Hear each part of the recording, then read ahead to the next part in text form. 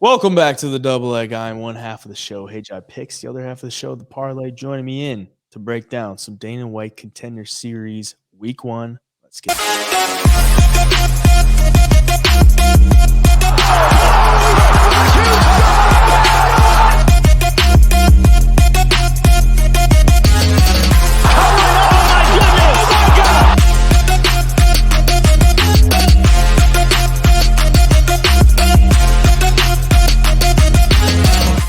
Contender Series is back. Week 1 now. Nothing better than some fights on a Tuesday night. And the Week 1 lineup is looking pretty dang good. What do you think about it? Yeah, pretty crazy, man. Good stylistic matchups on this first week. You got some guys with, notable names. Like, not everybody's going to know them, but if you dig deep enough, you're going to understand why you probably have heard of them before. And overall, I mean, we could see some knockouts. You could see some submissions on this card. I think we're going to get a lot of finishes to kick off the season. Yeah, it's cool to dive into these fighters and discover some things about them. But we're gonna go through the card and we're gonna give our picks. But if you want the bets, we're gonna have them available for a free download. Just you hit the link in the description there. Once they're available, they'll be there before Tuesday, so you can get them there. So just stay tuned there, or you can follow at the Double Leg on Instagram to stay up to date with everything there. But without any further ado, let's get into it. The fights, starting with the main event. Cesar Almeida coming in at plus 215 against Lucas Fernando, sits at minus 325. So a wide line there. 3-0 for Cesar Almeida, 9-1 for Lucas Fernando. You see the age for Cesar Almeida is 35. I believe the age for Lucas Fernando is around like 26, 27 years old, but they don't have it listed on Tapology. It's going to be 3 inches taller than Cesar Almeida. But if you look at Cesar Almeida, 3-0, so fairly inexperienced as far as MMA goes, but very experienced with the kickboxing.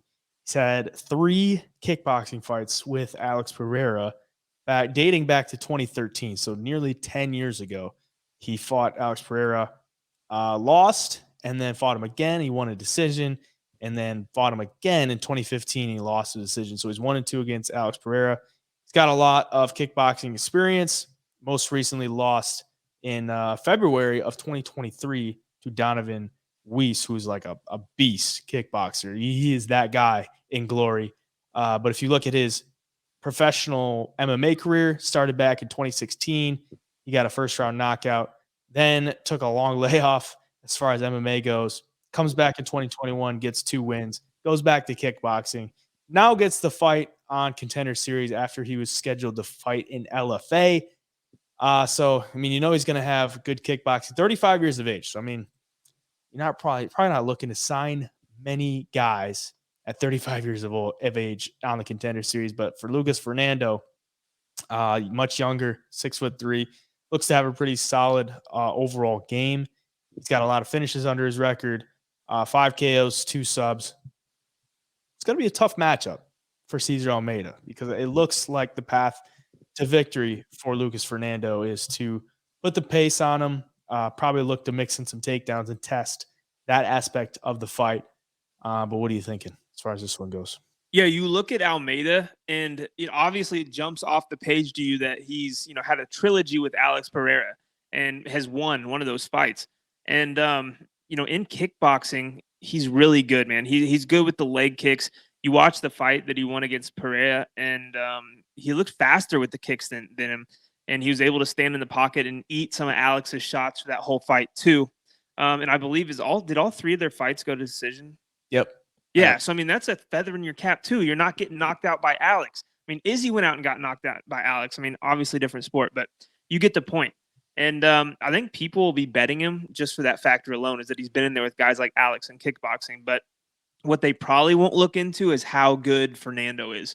When you watch his tape, this dude has phenomenal leg kicks as well. I mean, he is predominantly a striker, but he will mix in the grappling. You've seen in some of his past fights. He's big. I mean, he fights at range really well as well. He's just a strong physical dude. In this fight, I think if he wants to get the win for sure, I think he's going to come out and grapple right away, or at least engage in the clinch, use the size and the strength to his advantage, take some of the pop out of Almeida's shots.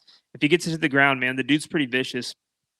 So I think he could get a win that way, and he's a big favorite for a reason, regardless of who Almeida's been in there with in glory. And on the feet, even though, I mean, if Fernando connects, like, he'll put dudes out. He will put dudes out. He swings hard. He hits hard. I'm super excited to see Almeida just because of the kickboxing pedigree, but I'm equally as excited to see what Fernando's got, because there's a reason he's a big favorite over this dude. Yeah, obviously. I mean, you look at the price, like Fernando being a pretty sizable underdog. It's not a bad shot to take there because he's going to have super high level striking. But for Lucas Fernando, the more well rounded mixed martial artist in this spot, bigger guy, younger guy, I'm going to have to go with him. But it's not a bad shot on Almeida. Right. I just wonder, like, how good is the mixed martial arts game? Considering he's coming off of kickboxing for the past year, basically. He hasn't been in mixed martial arts since 2021. So he's been in kickboxing for the past year. He's not really in the gym, working on the mixed martial arts game. Comes in here. He's a live dog, but I got to go with Fernando there. Yeah, and my last thing, like, I'm going with Fernando as well. And my last thing, and that's really swaying me to pick Fernando, is that in Almeida's fights, he hasn't been tested in that wrestling and grappling defense at all, like in his MMA fights. And then obviously he's been fighting kickboxing. So like you said, probably not been training fully on MMA. Grappling is going to get tested here, and we'll see how he handles it. He could just get mauled too in this fight.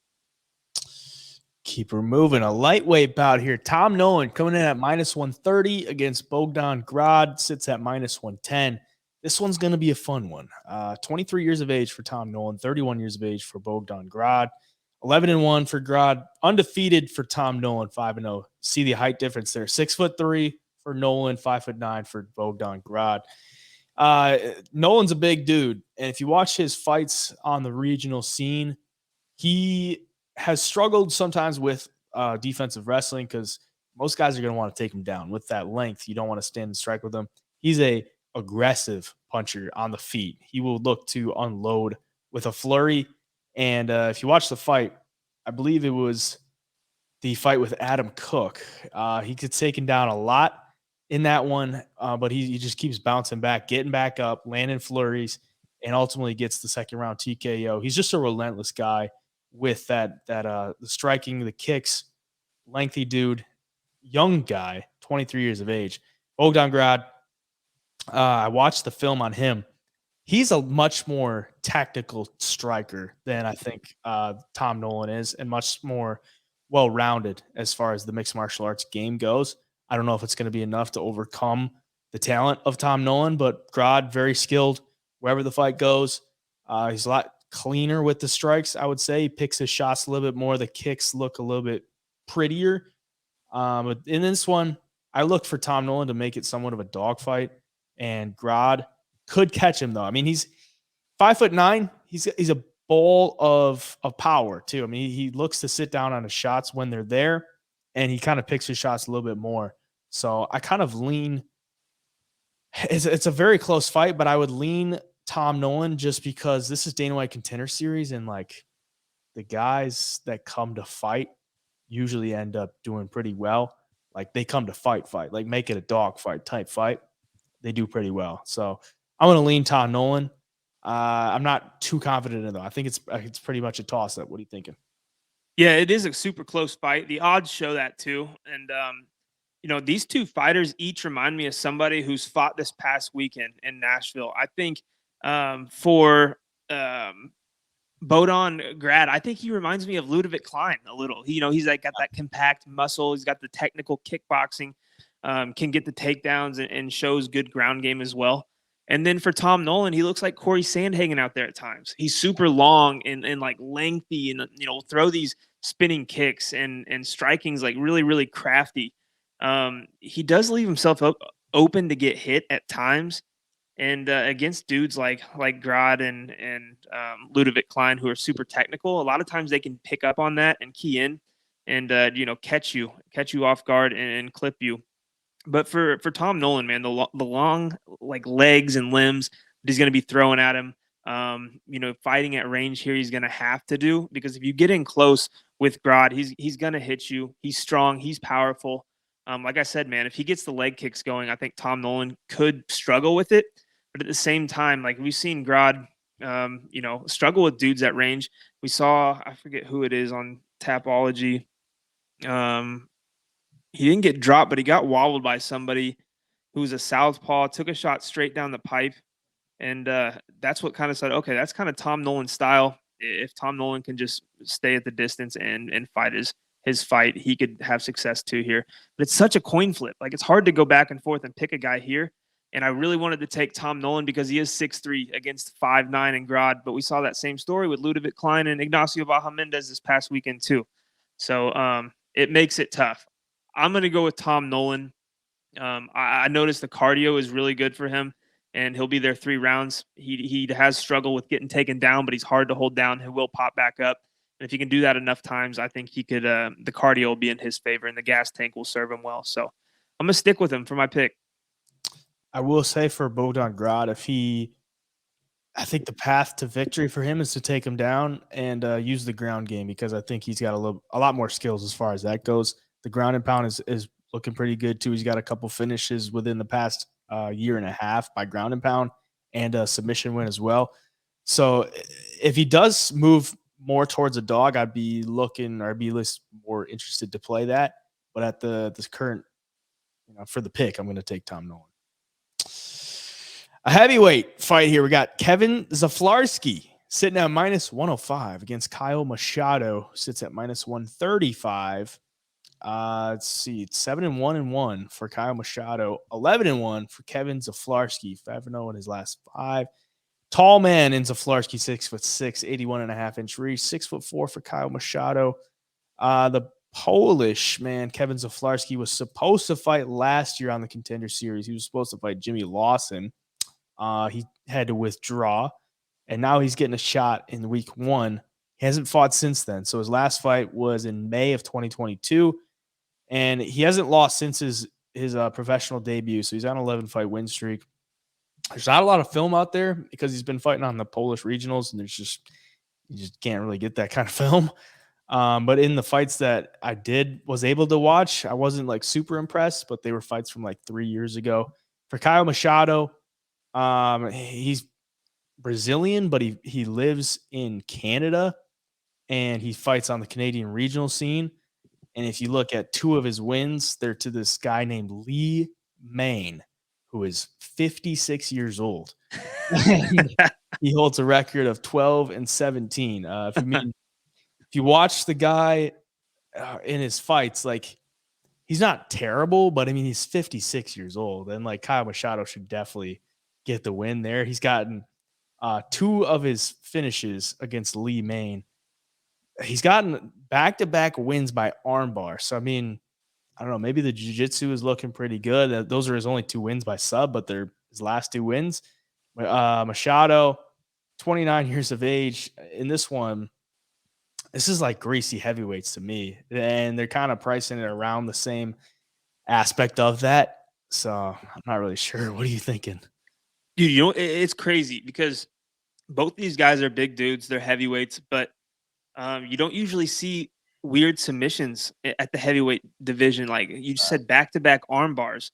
Zaflarski's got a north and south choke on his record, heel hook, triangle choke at heavyweight. Like, that's some crazy shit for big dudes. Yeah. I think Machado, he comes out hot. Like, he's going to come out and throw what he's got at you in the first round. He is powerful. He lands some big shots. And if he does connect, he could definitely put dudes out.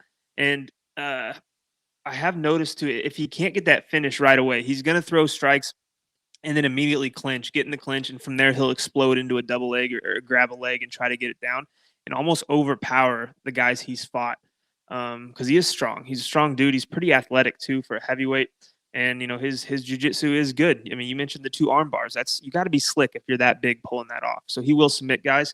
I do worry that he burns too hot though and uses a ton of energy, especially early in the fight.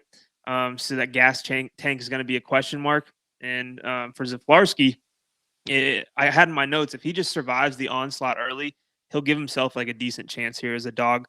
He's got good boxing. He's got a pretty decent jab. He reminds me of the Larkin dude or Parkin, Nick Parkin, who fought not long ago in London.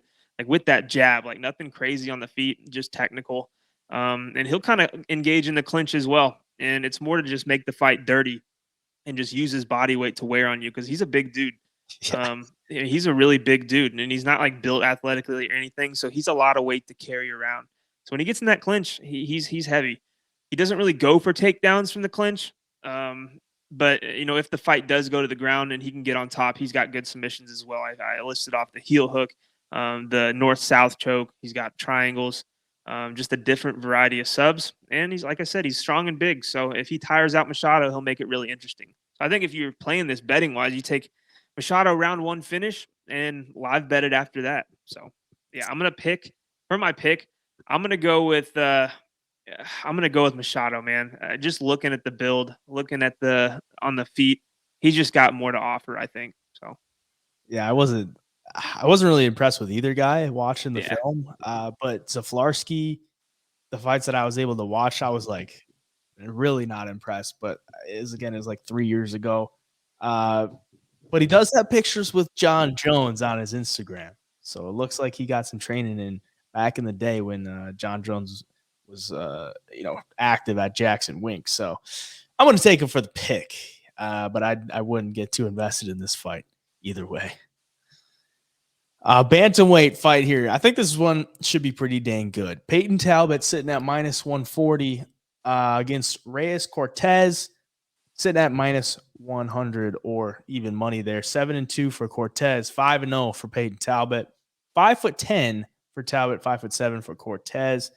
I believe there's no age for Peyton Talbot on Tapology, and if you watch the fights, they don't say his age either. Like it's they do the tail of the tape right before the fight. They don't say his age either. But if you go on his Instagram, it looks like he was in high school like 3-4 years ago. So he's a pretty young dude. Guess you could maybe make that out by the way he looks. But Cortez, 31 years of age. He's been on the Contender Series before. He had a fight with was it Christian Rodriguez? He lost that one. Who Rodriguez is not a bad fighter whatsoever. That was back in 2021.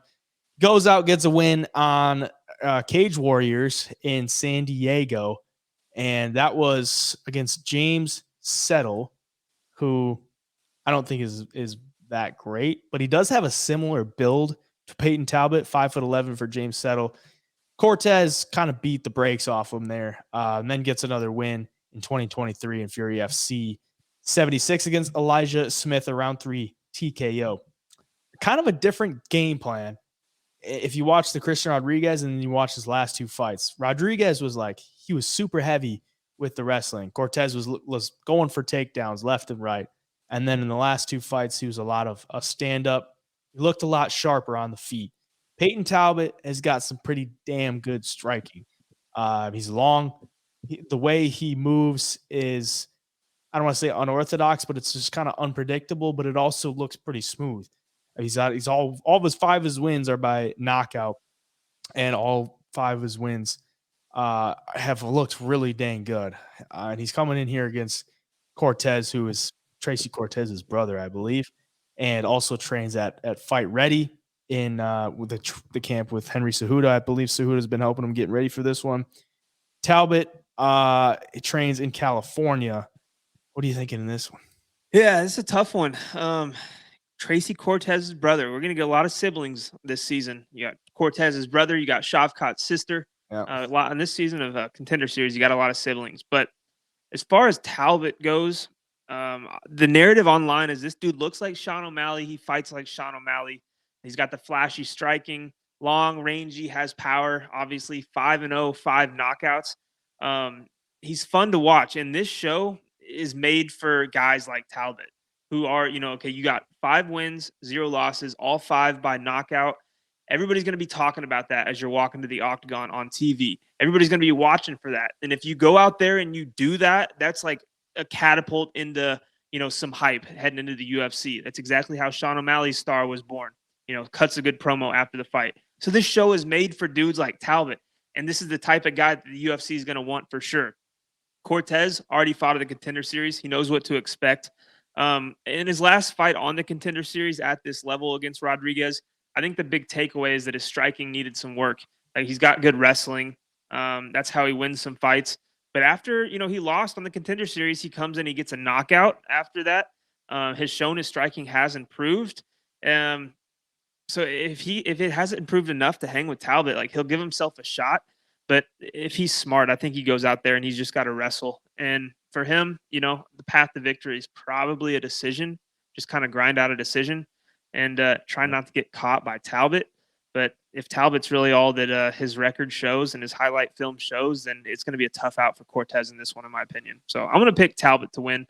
Like I said, this is just like destiny, man. This is the type of fighter that Dana White's Contender Series produced. So I got to go with him. Yeah, I think it's a tough fight for Cortez. Like, I want to, back the big camp with a Cejudo behind him type guy in Cortez, but Talbot just looks too good not to take. And the only thing that worries me is he has great striking, but he's willing to take one to give one.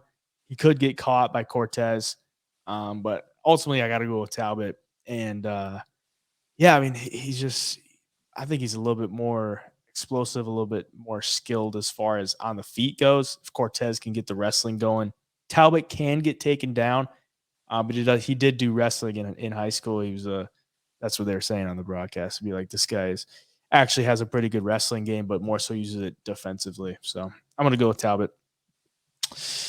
A flyweight fight here. Kevin Borjas coming in at plus 275 against Victor Diaz, sitting at minus 450. Kevin Borjas, 8-1, 4-1 in his last 5, 11-2 record for Victor Diaz, 5-0 in his last 5. 32 years of age for Victor Diaz. You can see the bald head there.